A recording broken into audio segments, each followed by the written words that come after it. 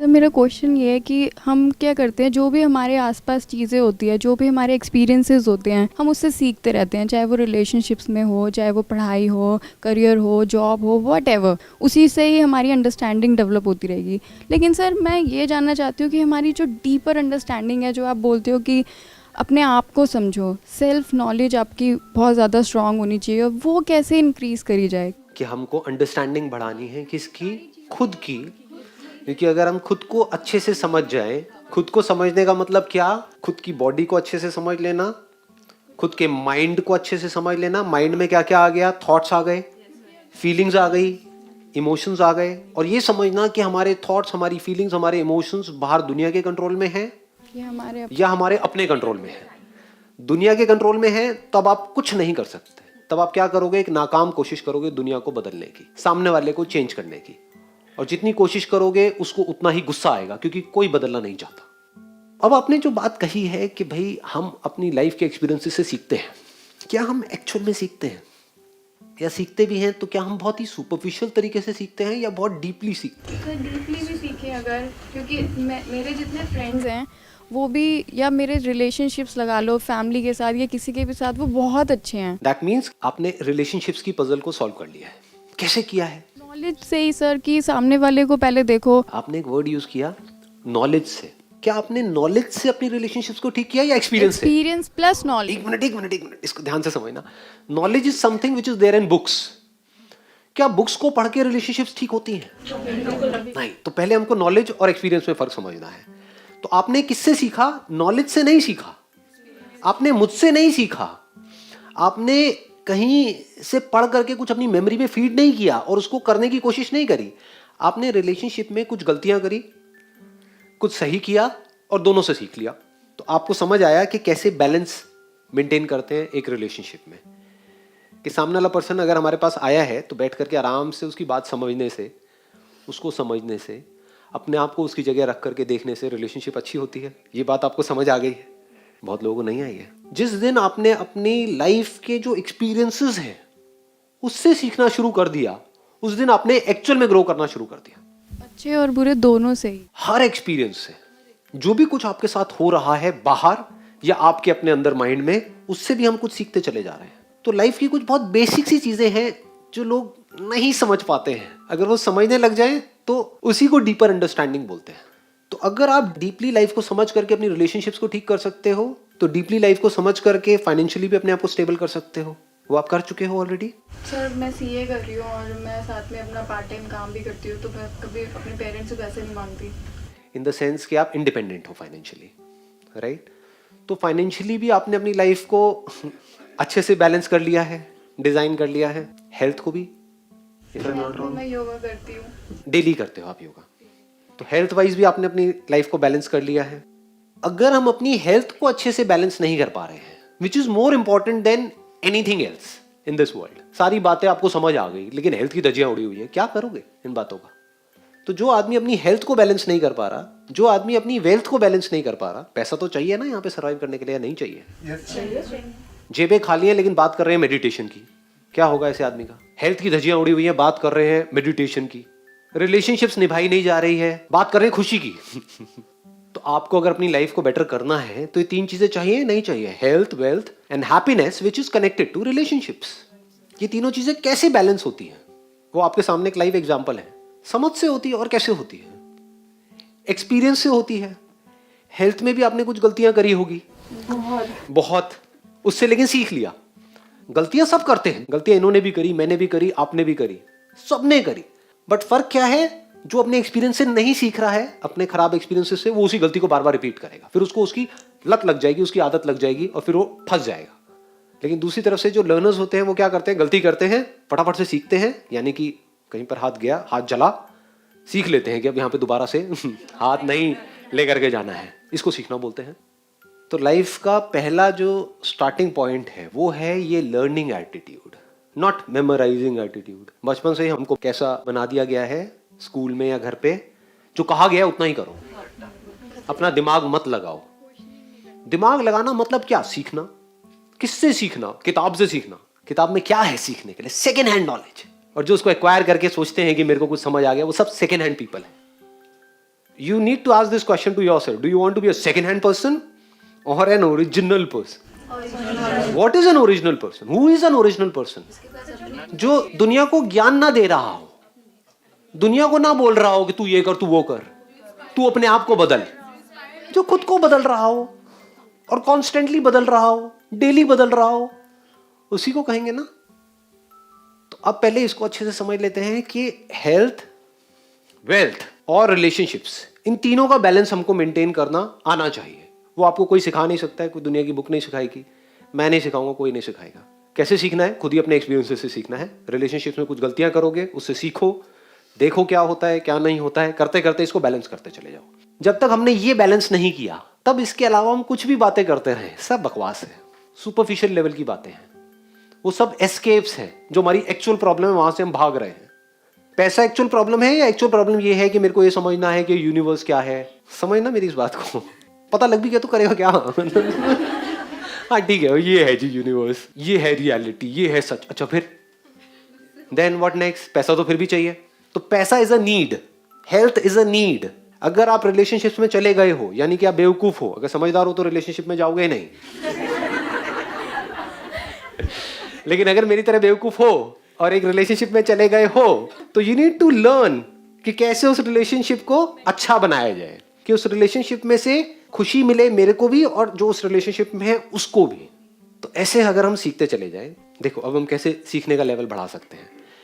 क्या इतना हमने सीखा है कि इस दुनिया में सब कुछ टेम्पररी है, कुछ भी टिकता नहीं है, ठहरता नहीं है? क्या आपको कॉन्ट्रडिक्शन नजर आती है लाइफ में? ये अंडरस्टैंडिंग गहरी होने का नतीजा है. जो लोग मैकेनिकल होते हैं उनको कहीं कोई कॉन्ट्रडिक्शन नजर नहीं आती है, उनको सब कुछ बड़ा सीधा सीधा दिख रहा होता है. जैसे कल ही मैं देख रहा था, एक बड़ी इंटरेस्टिंग चीज मैंने ऑब्जर्व करी. मेरी सेशंस में 2 तरह के क्वेश्चंस पूछे जाते हैं और दोनों ही कॉन्ट्रडिक्टरी है. एक तरफ से कोई पूछ रहा होता है कि सर जो हम पढ़ते हैं, जो भी हम पढ़ाई करते हैं वो हमें याद नहीं रहता है, तो वो कैसे याद रहे. और दूसरी तरफ से लोग क्वेश्चंस पूछते हैं कि मेरे साथ में पास्ट में कुछ हो गया है जिसको मैं भूलना चाहता हूं, वो मैं भूल नहीं पाता हूं, कैसे भूलूं? तो भाई आप चाहते क्या हो? आप अपनी याददाश्त को कमजोर करना चाहते हो या स्ट्रांग करना चाहते हो? हाँ, स्ट्रांग करना चाहते हो कि जो भी पास्ट में आपके साथ उल्टा सीधा हुआ है वो सब याद रहे आपको. फिर एजुकेशनल जो है. अच्छा, तो आप ये चाहते हो कि एक जगह से तो समझे कॉन्ट्रडिक्शन नजर आई. This is the sign of intelligence. जब आपको लाइफ में ऐसी कॉन्ट्रडिक्शन नजर आने लग जाए, तब आपको हंसी आने लग जाएगी लाइफ में. तब आप समझ जाओ अब आप सही ट्रैक पे बढ़ रहे हो. कितनी बड़ी कॉन्ट्रडिक्शन है. एक तरफ से आप चाहते हो कि मेरा ध्यान लगे, जिस काम में मैं चाहता हूं उस काम में मेरा ध्यान लग जाए. दूसरी तरफ से आप क्या चाहते हो कि ये जो अंदर चल रहा है वहां से ध्यान हट जाए. दोनों एक साथ कैसे हो सकता है? तो क्या ये जो भूलने वाली क्वालिटी है कि हम भूल जाते हैं, ये हमारे लिए अच्छी है या बुरी है? बाय नेचर हम कैसे हैं? मतलब हमको चीजें याद रहती हैं या हम भूल जाते हैं? सर वही चीजें याद रहती हैं जो हमने ध्यान से ध्यान से तो हमने पढ़ाई को भी देखा होता है. कुछ याद है क्या? 12 साल में इतना कुछ ध्यान से 50-50 बार रिपीट किया है, रट्टा मारा है, सब भूले पड़े हैं, सब भूल गए. तो ये जो भूलने की पावर है हमारे अंदर, this power to forget, is it a good power और a bad power? It is neither good nor bad. समझे? इसको अंडरस्टैंडिंग बोलते हैं. आप किसी के साथ रिलेशनशिप में हो और एकदम से भूल गए, सुबह उठे और एकदम सब भूल गए. कौन हो बहन जी? आप मेरे साथ में क्या कर रही हो? भूल गए. अच्छा है. I lost my father in 2014. तो अभी उनकी कुछ अच्छी मेमोरीज में याद करती हूँ, बट उसके साथ साथ जो हॉस्पिटल में क्या हुआ वो साथ में चलता है. तो अगर मैं कुछ करना चाहती तो कुछ कंसंट्रेट नहीं कर पाती. वो गुड मेमोरीज में को याद करने में भी प्रॉब्लम होती, तो मैं उससे जाना ही नहीं चाहती. प्रॉब्लम क्या है? ये अच्छा और बुरा याद आना या ये चाहना कि मुझे बुरा याद ना आए और अच्छा याद आए? हमारी ये चाहत ही गलत है. आप ये चाहते हो कि मैं ये बटन दबाऊं, टेलीविजन ऑन हो जाए, इस पे व्हाइट कलर्स मुझे अच्छे लगते हैं, तो व्हाइट कलर तो आए, ब्लैक ना आए. ऐसा हो सकता है? टेलीविजन ऑन होगा तो दोनों आ जाएगा.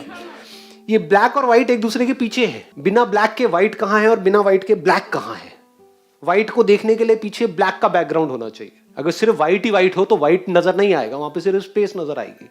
व्हाइट कलर भी अगर आपको देखना है तो पीछे ब्लैक चाहिए. उसके अगेंस्ट में आप वाइट देख सकते हो। ये ज्यादा टेक्निकल हो गया। तो अगर ऐसे हम समझ जाएं तो हम जो भी गलत चाह रहे हैं वो चाहना बंद कर देंगे। जैसे ही गलत चाहना बंद कर देंगे दुख होना बंद हो जाएगा, प्रॉब्लम सॉल्व। ये एक्चुअल सॉल्यूशन है। हम कैसे प्रॉब्लम को सॉल्व करना चाह रहे हैं, जैसे सब कर रहे हैं। कैसे? नेगेटिव थॉट्स बहुत आते हैं, ये पॉजिटिव थॉट्स के ऊपर बुक्स पढ़ लो। नेगेटिव थॉट्स बहुत आते हैं, घर वाले आकर के सलाह देंगे, अरे क्यों नेगेटिव सोच रहे हो, तू बड़ा नेगेटिव सोचती है। उनको बोला एक बार जरा अपने ब्रेन के अंदर झांक के दिखाना, मेरे को जरा दिखाना आपके ब्रेन के अंदर क्या क्या चलता है। सबकी ब्रेन के अंदर जो जो चल रहा होता है, आपकी, आपके घर वालों की, ऐसे लोग जिनकी आप बहुत रिस्पेक्ट करते हो, आपके फादर, आपकी मदर, आपके पेरेंट्स, कोई भी इंसान, उनकी ब्रेन में जो एक्चुअल में चल रहा होता है अंदर, जो वो सोच रहे होते हैं, अगर उसको टेलीकास्ट कर दिया जाए ना टीवी चैनल के ऊपर, अगले दिन सुसाइड करेंगे वो सारे के सारे। इससे क्या समझ आ रहा है? ब्रेन इज ब्रेन, सबकी एक जैसे काम करती है। और ब्रेन में ऐसा कोई तरीका नहीं है ये तो आए वो ना आए, या तो दोनों ही नहीं आएंगे। जैसे गहरी नींद में होता है, जब आप गहरी नींद में होते हो तो पिक्चर बंद हो जाती है। जैसे स्क्रीन बंद हो गई, ऑफ, दोनों ही गायब। पर उसके लिए हम तैयार नहीं है। कॉन्ट्रडिक्शन देख रहे हो? हम क्या चाहते हैं, सारी चीजें हमारे सब कुछ हमारे अकॉर्डिंग हो। यही सबसे बड़ा ट्रैप है। यही आपकी लाइफ की सारी प्रॉब्लम्स की जड़ है। मतलब अगर आप किसी के साथ रिलेशनशिप में हो तो उसकी जो अच्छी क्वालिटीज हैं वो तो आपको चाहिए, बुरी नहीं चाहिए। फंस गए ना? जबकि आप खुद भी, और यही प्रॉब्लम आपकी सिर्फ उसके साथ नहीं है, आपके खुद के साथ भी है, क्योंकि खुद को कभी हमने समझा नहीं है। खुद की भी अच्छी साइड्स को तो आप देखना चाहते हो, अपनी बुरी साइड्स को छुपा रहे होते हो। प्रॉब्लम क्या है? आपकी ब्रेन के अंदर उल्टी सीधी चीजें प्ले होती हैं, ये प्रॉब्लम है। या आप चाहते हो कि ये सीधी है ये तो प्ले हो, ये उल्टी है ये प्ले ना हो, ये है प्रॉब्लम। क्या ये चाहत प्रैक्टिकल है? हम इम्प्रैक्टिकली जीते हैं। अगर इसको एक वर्ड में समअप किया जाए, हम इम्प्रैक्टिकल हैं। तो what is spirituality, what is self understanding? To be absolutely practical. Being practical means to see this world as it is. Being practical means ये समझ लेना गहराई से कि कहां पर एफर्ट करने की जरूरत है, कहां पर एफर्ट करने की कोई जरूरत नहीं है। इसको बोलते हैं समझदारी। बट मैं चाहती हूँ कि वो जो ये वाली चीज़ है ना, कि ये पूरा यूनिवर्स क्यों है, मैं क्यों हूँ यहाँ, ये कैसे पता चलेगा sir? If you start looking at yourself in the sense, जिसको भी आप मैं बोलते हो, क्या आप मुझसे अलग हो? अरे दिख रहा है, मतलब देखो इतना सिंपल है। अपीयरेंस के लेवल पे हम अलग हैं, एक्चुअल में इस मोमेंट में यहाँ पर जो भी कुछ है उसके बेस पर क्या हम एक दूसरे से अलग अलग हैं? टाइम तो सब सेम ही लगा। इसको और सिंपल वे में देखो, जो हमारा मटेरियल है, जिस मटेरियल के हम बने हुए हैं, वो सेम है या वो अलग अलग है? सेम है। This must be very clear. पानी सिमिलर नहीं है आपकी बॉडी का और मेरी बॉडी का, सेम है। वही ब्रेथ इधर आ रही है, वही ब्रेथ इधर आ रही है। It is same, it is not similar. जो स्पेस है इस बॉडी के अंदर और आपकी बॉडी के अंदर, वो सिमिलर है या सेम है? तो सब कुछ तो सेम है, अलग है क्या? सिर्फ हम सोच सकते हैं कि हम एक दूसरे से अलग अलग हैं, अलग हो नहीं सकते। अगर आप ध्यान से देखोगे कहीं पे जा करके किसी नदी में या कहीं पर भी, तो पानी के बुलबुले भी हैं, झाग भी है, लहर भी है। लहरें एक दूसरे में अलग अलग भी है, कोई बड़ी लहर है, कोई छोटी लहर है। एक एंगल से देखोगे तो सब एक दूसरे से अलग है। That is from the appearance point of view. दिखने में एक दूसरे से अलग अलग है, कोई बड़ी है कोई छोटी है। दूसरा एंगल क्या है देखने का? From the substance point of view, वो सेम है। It is not similar, it is same. तो ये दो अलग अलग नजर होती है इस दुनिया को देखने की। जो सेल्फ इंक्वायरी की शुरुआत होती है वो होती है सब्सटेंस पॉइंट ऑफ व्यू से। तो जैसे ही आप देखते हो एक्चुअल में क्या है और हमें लगता क्या है, हमें लगता क्या है कि मैं ये हूं, मैं उससे अलग हूं, ये हमारी थिंकिंग का ग्राउंड है। ये जड़ी ऐसी है कि यहां पे आप खुश हो ही नहीं सकते मरते दम तक। यहां पे लड़ाई झगड़े भी होंगे, स्ट्रगल भी रहेगी, डर भी रहेगा, पता नहीं क्या क्या रहेगा। ये है एक्शन की दुनिया। एक दुनिया आती है थिंकिंग की दुनिया। बैठे हो अकेले में, वो सोच रहे हो, वहां पर आपकी नजर कहां है? सब्सटेंस की तरह। ये जो ऊपर ऊपर से दिख रहा है वहां से ध्यान हटा के एक बार एक्चुअल में देखता हूं कि क्या है। तो एक्चुअल में जब आप देखते हो तो आपको सिर्फ एक ही सब्सटेंस नजर आता है चारों तरफ, और वो सब्सटेंस आपसे अलग नहीं होता है, वो आप ही होते हैं।